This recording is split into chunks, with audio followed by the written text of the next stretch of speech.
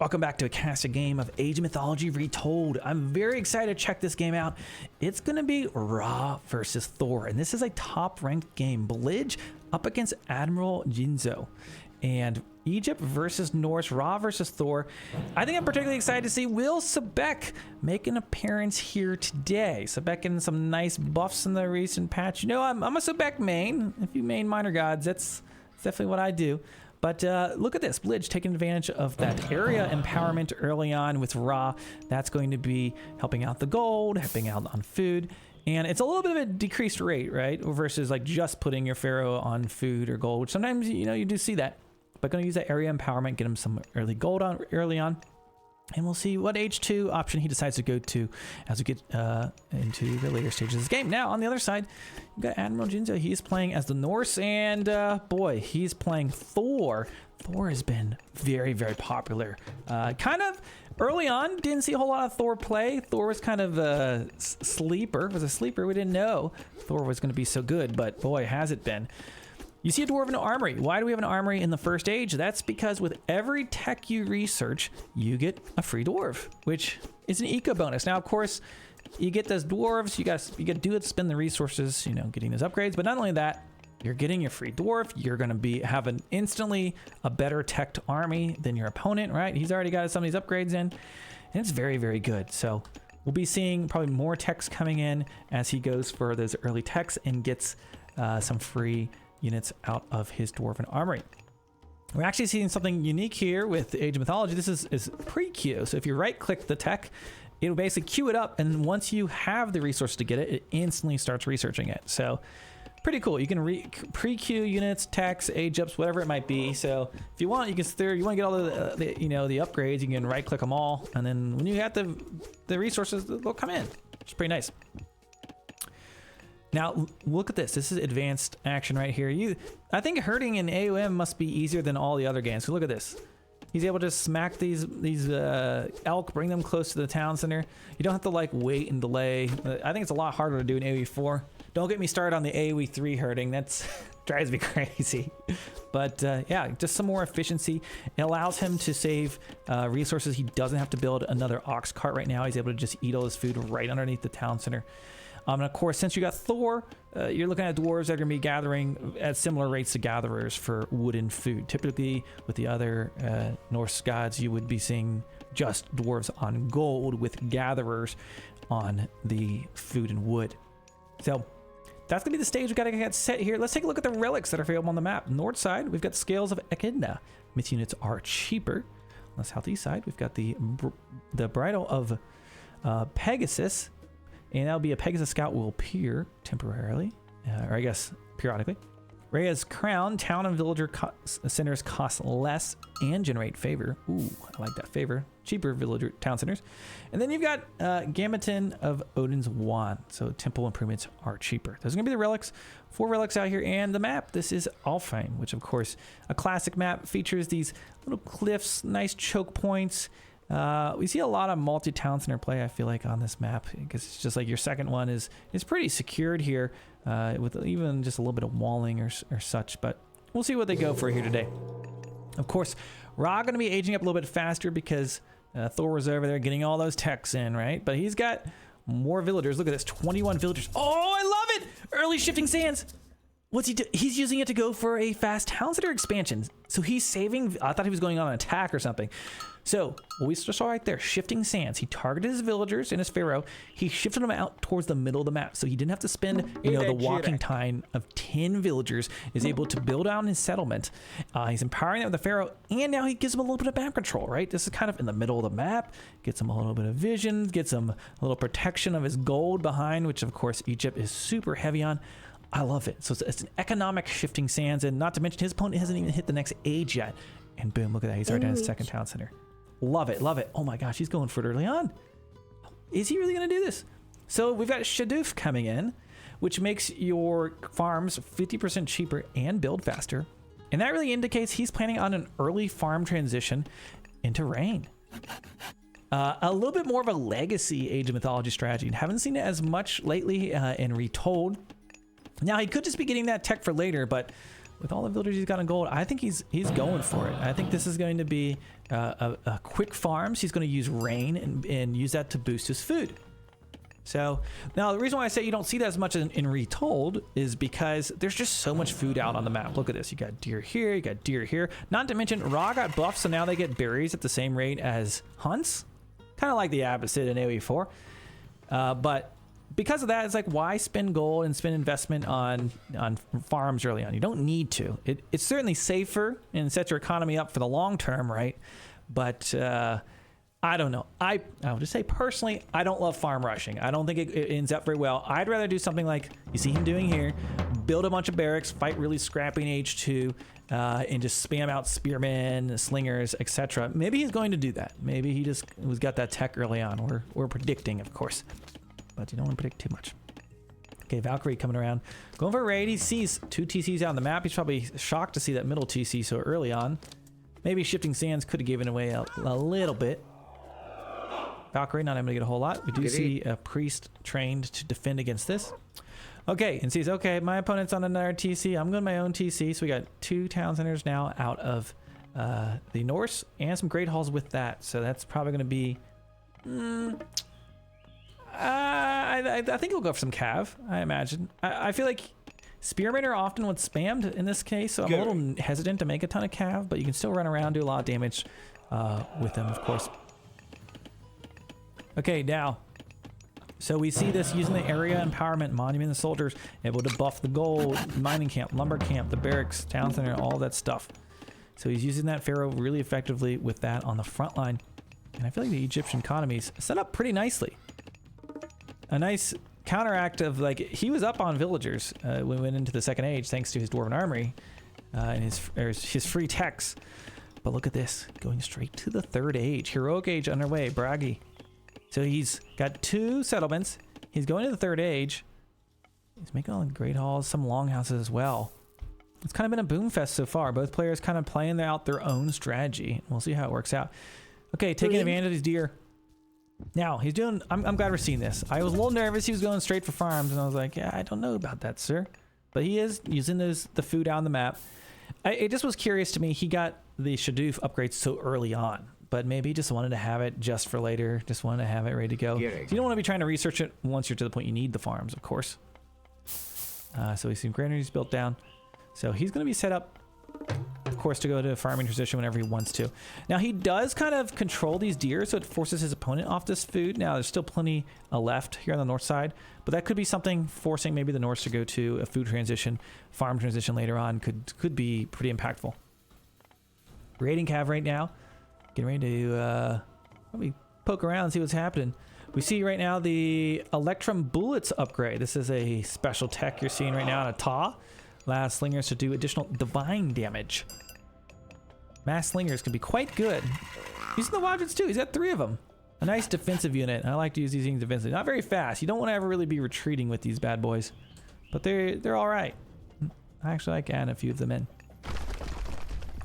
I'm a little worried for Admiral over here. I really want to call him Admiral Jinjo from like being Banjo-Kazooie. They're Jinjos. I don't know who Admiral Jinzo is. So someone share with me what lore I'm missing here. It's probably from some game or book or TV show I haven't seen. Or he just got his own name. Who knows? Okay, so Rhino skin upgrade going to be coming in. That now actually comes in what? Double as fast than it did before. I think it used to take 30 seconds. Now it takes 15 seconds. That just gives the villagers more HP, thicker skin, of course. Okay, we do see raiding cav looking for something to raid, but not really finding much. Army count. Egyptians looking pretty good. Norse kind of just chilling back on his army. Are we gonna go to the 4th age here soon? I don't know. He's not looking like he's trying to attack. I guess he is training up some army here. A boar and a raiding cav raid. I think this boar is slowing things down. Not sure that's the best option to have there. Going to be... You can always check the gold, essentially, when you're playing against the Egyptians. Because they're going to be on these gold somewhere. He's taking out the obelisk, so kind of cutting down on his opponent's line of sight. Speaking of line of sight, let's see what these players have vision over. So there's the Egyptian line of sight. Been decreased because a lot of these obelisks have been killed. some out here. Don't forget, you can empower obelisks for increased line of sight on those if you want to. With these priests, you could... I like sometimes with Ra, just put my priests on the forward obelisks, just kind of like to see what's coming. But speaking of which, we got Norse army on the way. There they are. Uh-oh, Pharaoh. Kind of out in the open. Not where he wants to be. I think he's going to jump inside the settlement. If he can't escape in time. He does get in there. Jumps inside. These slingers will absolutely shred these throwing axemen, especially a lot of them on the front line right now. This is a nice choke point for him to be fighting in, but the flaming weapons come in.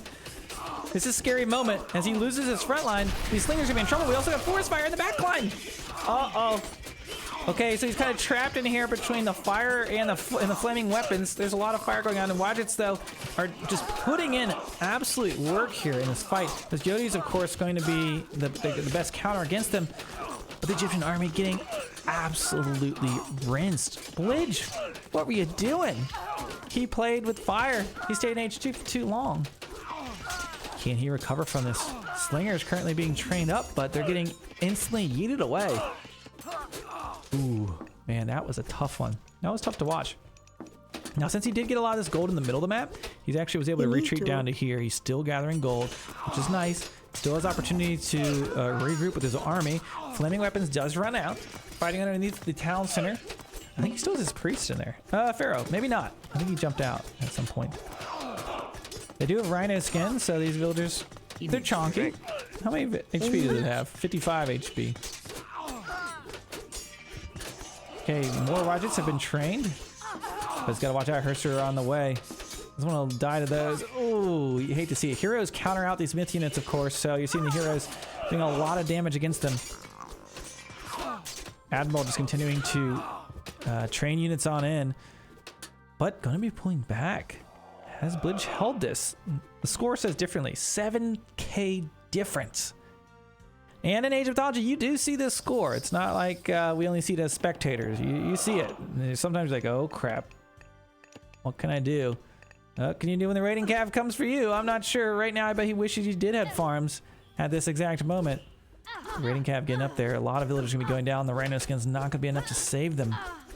A few will escape. Maybe like 1 or 2. That's a huge loss.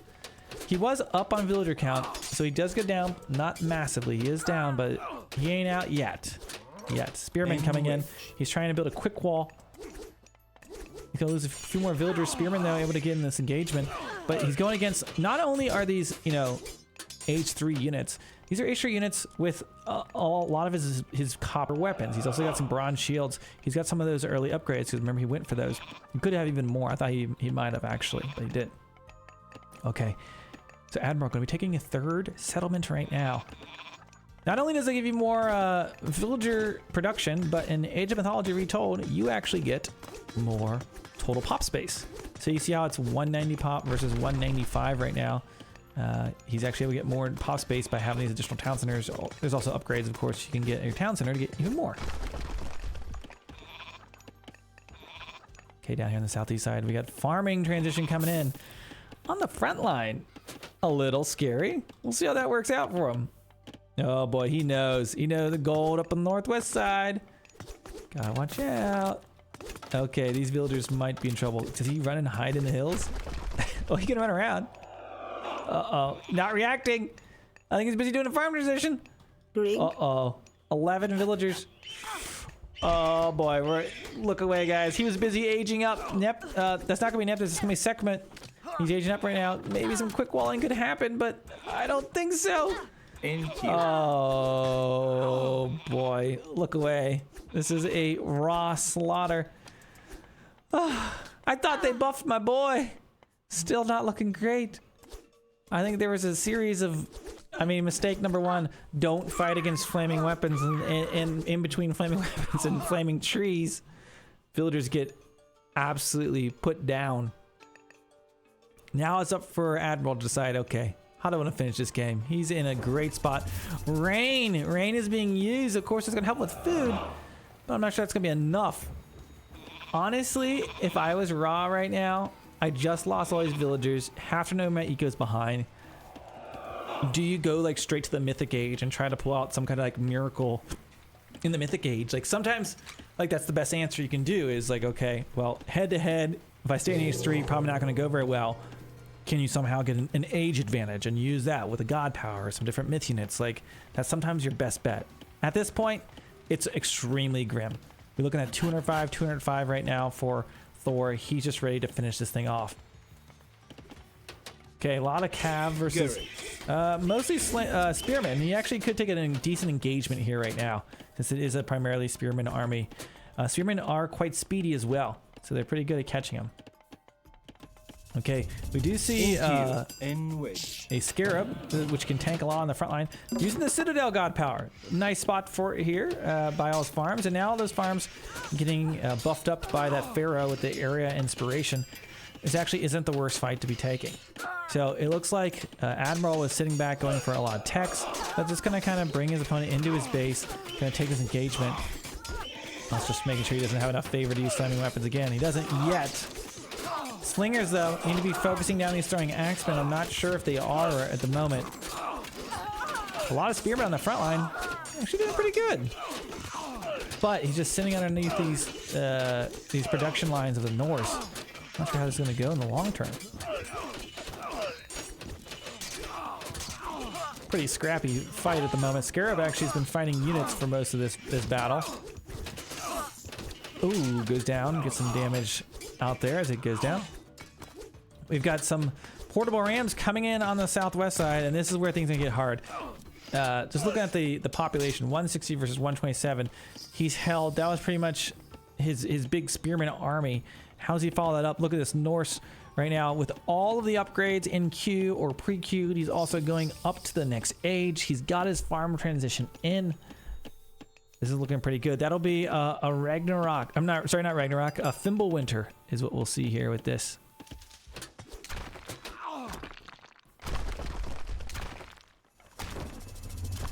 Okay. Egyptians hanging on by a thread. Literally half the score right now. Oh boy. He's not tapping out. He's going to fight to the very last man, and he might literally have to do so here shortly. Now, these heavy slingers can focus down these backline if he focuses them, but it looks like he is trying to.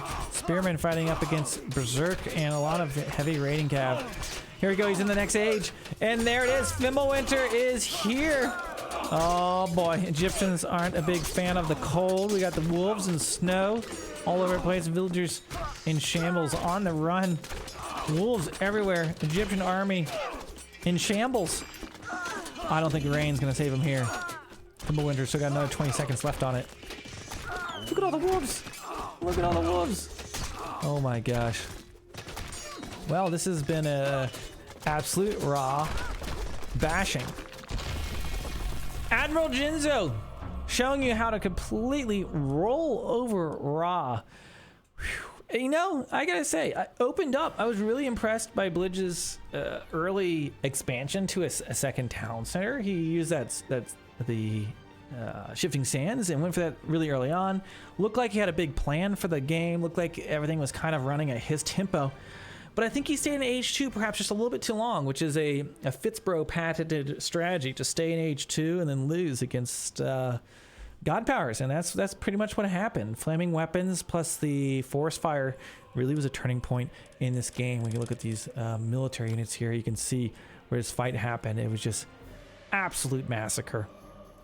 But that's going to be it for this one. Guys, I hope you enjoyed this cast game of Age Mythology Retold. If you did, consider subscribing to the channel, leave me a comment below. And I hope to see you in one of my future ones. Thanks for watching.